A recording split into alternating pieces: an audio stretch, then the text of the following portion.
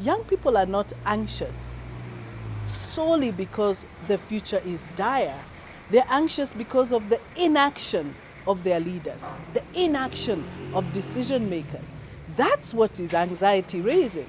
It's not so much that there's doomsday scenario. If they knew we were doing what we need to do, taking it seriously, addressing issues of climate finance, addressing adaptation, addressing loss and damage, and putting finance on the table like we did in the post-COVID recovery, they would be okay. Let's see where she is. Okay. And they tell you what I'm doing.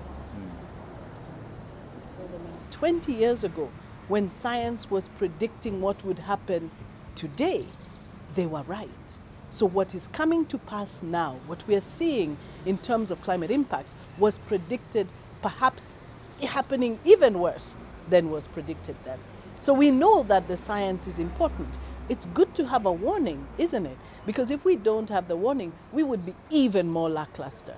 But we cannot continue like that. And so the anxiety that our young people are demonstrating ought to give us pause and make us act faster to reduce their anxiety, not reduce or mask the science.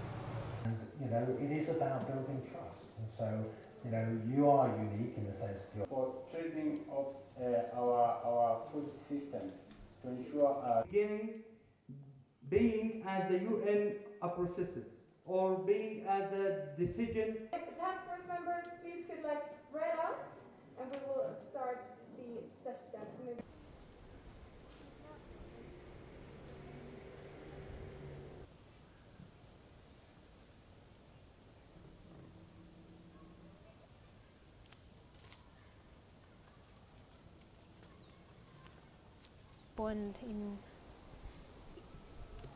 Many people say that young people are leaders of tomorrow, but the truth is young people are leading today, and they're not just waiting to be given the seat at the table. They are stepping up and demanding that leaders do much more.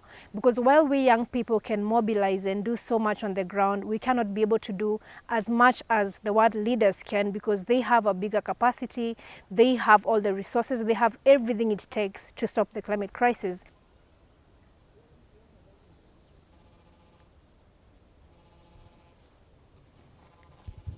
Recent statistics from Avast show that about 75% of young people are afraid of how the future is going to look like in terms of climate change.